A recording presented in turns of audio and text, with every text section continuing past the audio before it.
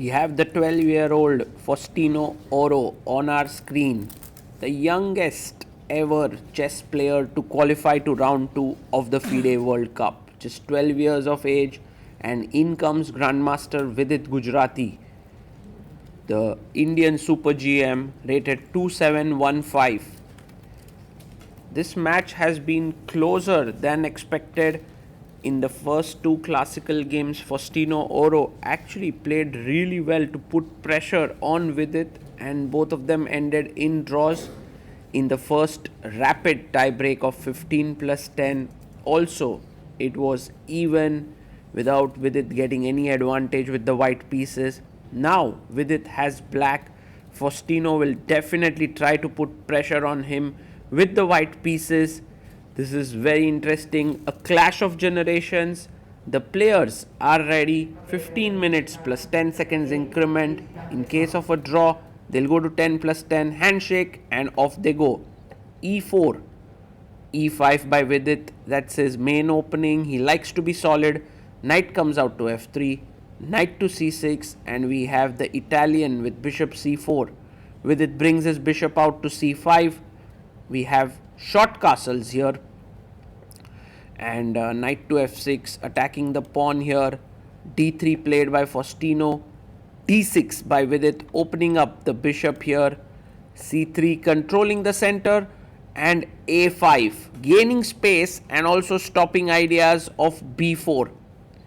Rook to E1 played a useful move in general, freeing the square of F1 for the knight, also protecting E4 so that later you can go D4.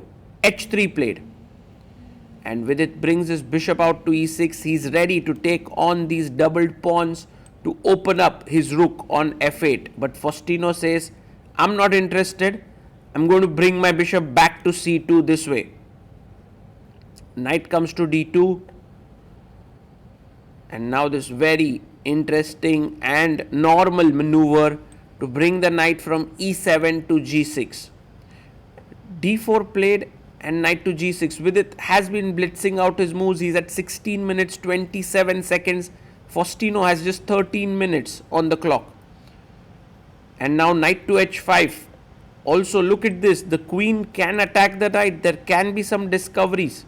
And that's why Faustino takes with the knight. He's attacking the knight on H5. Did Vidit miss this? Pretty sure he did not. He takes back. Queen takes H5. And now E takes D4. You win back your pawn in the center. And now the best move is knight to F3. And he plays it. So the knight now attacks the pawn in the center, but also creates the threat of knight G5 attacking E6 and H7. Takes here. He takes back. Pawn takes C3.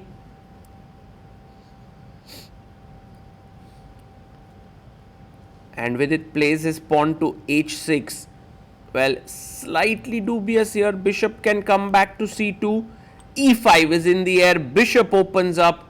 Knight D4 could come at some point. Queen E7 played. And now, you can jump in with the knight here. Or push E5. Faustino, is he going to put pressure on Vidit? He plays it. Knight to D4. And Vidit brings his queen to C5, is offering a trade. If you avoid it, black starts to, put pressure with rook a d8 and so on. So he takes the queen, queen takes C5, bishop takes C5. If you take on E6, this position is slightly better for black with pressure here. So that's the reason why bishop E3 is the right decision. And this position is very good for Faustino. He plays pawn to F4, gaining space. And Vidit could very well start putting pressure on the queen side with A4. No, he goes B6, slightly weakening the C6 square. One of the main problems for black is the knight on G6. It's not doing so much. That's why Faustino goes G3, just strengthening the structure, bringing the king into F2. Rook D8 played. And he is trying to put pressure in the center. This is going to be a very interesting endgame with white having this central mass of pawns. Knight to E7, played by Vidit. King f2 played. And Vidit goes bishop a3 with the idea of bishop b2, but Faustino makes a big error. He goes bishop c1. Instead of this, he could have played bishop b3 with this variation that you could win pawn, but I can go knight b5 and get it back. But after bishop c1 takes, rook takes, you can see that black's position has improved and Vidit goes a4. Lovely move, stopping bishop b3 ideas. King to e3. And now maybe b5, pushing the pawn forward. c5 coming in next. He goes knight to f3, trying to come here. f6 may be needed. Instead, Vidit goes knight to c6. He's actually trying to get his knight from a5 to the c4 square.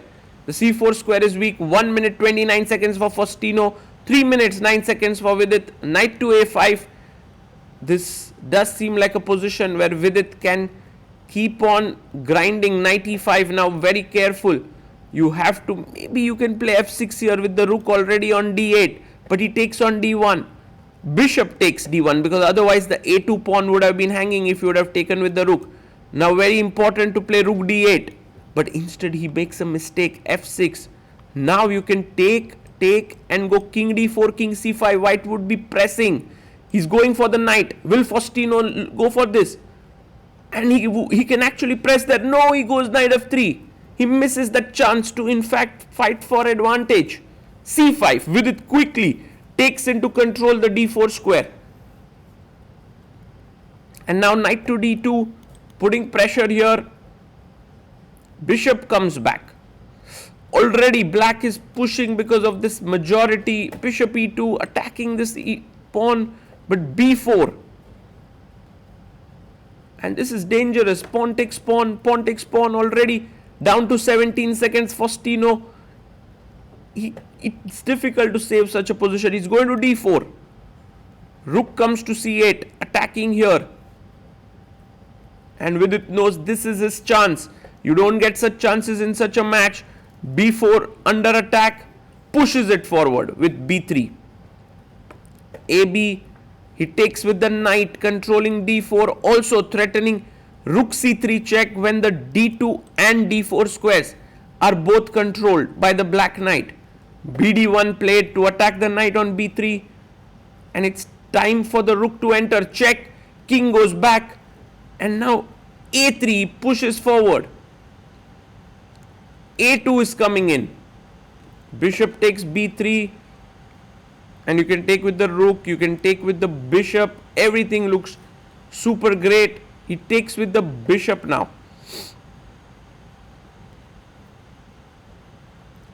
And rook to a1. Well, the a pawn is so strong. Defended by the bishop, already on the 7th rank. It limits the white rook to all extent possible. And the bishop can calmly sit on f7. He goes bishop c4.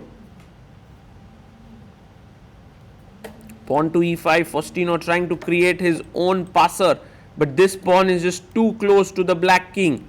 Rook attacks the knight. And knight f3 played. Bishop to d5, attacking the knight once again. The combo of the bishop and rook is already deadly, but add to the mix the pawn on a2 and it becomes simply unbearable. Rook c3. And Faustino, with just 1 second on the clock, pushes g3, g4, and he loses the h3 pawn. He's shaking his head. The youngster isn't happy there with what has just transpired. Gives a check with it here.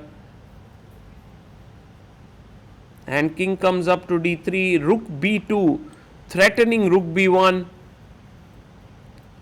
He goes knight c2, and with it anyway goes rook b1. Now the knight is locked to the rook forever. The rook is locked in, and the bishop protects the pawn here. So white is completely tied up, and perhaps the easiest way to win this is to start bringing your final piece into the game. King f7. With it does it. This is easy for him. And he wins here. Vidit Gujrathi scores an important win, moves through to the third round of the FIDE World Cup 2025. Will face Sam Shankland in round 3, and that is an important win for Vidit, a confidence booster for him. But Faustino Oro, what a guy, what a youngster. We will be hearing more about him. Just 12 years of age, already close to Grandmaster title, but more than just GM. He's there for the fight. He was facing Vidit, a 2700 plus player, and gave him a run for his money. What more can one ask from a tournament like this? Faustino, what a champion he is, and we will love to see more of him. For now, it's Vidit who's qualified for the next round. This is Sagar Shah signing off from Goa in India. Bye bye. Vidit, congratulations on defeating Faustino Oro and now proceeding to round 3 of the FIDE World Cup. How were the games today in the tiebreaks? The first game he played really well. I had some idea, but he seems to have great preparation, so I did not get any chance. And in the second game, out of the opening, he played this move 95. I don't know if it's correct or not, and it led to very interesting positions, quite complicated. Um, but I handled it well, I feel. I don't know if I played the best moves, but once I exchanged the queens, I realized there is some potential to push the pawns on the queen side. He should not have allowed me that. He should have played a4 himself, and then probably he's completely fine. But he underestimated the position, in my opinion. So once I got this a4, b5, I could sense that I have some chances. Like the pawns are pushing, and then he also got low on time. I was playing fast, so I think it was good technique at the end. Regarding the classical games, both ones you played, how do you think they went? And like, were you prepared for a tiebreak, or did you think like maybe the classical one should have been enough? I thought classical I will have good chances, but the way I played in the white game, um, I was even worse. He played really well, but he again was not very ambitious, and he played some things a bit too soft and allowed me back in the game. So that was a relief. And yesterday, when I was black, it was just a quick draw out of the opening. He went for rookie one Berlin, and he wanted to go to tie breaks. It felt like. Starting off the tournament with the playoffs, do you think this will help you as you go ahead in the rounds because you've already experienced these playoffs once? Yeah, I think it helps because it's a different experience compared to classical, and also it gives me confidence that I can do well even in rapid format and shorter formats. So yeah, definitely I think it helps. And do you already know with it who you will be playing I in think the Sam tournament? Shankland. Sam Shankland, yes. Best wishes for that match. Thank you so much, Vidit. Thank you. Thank you.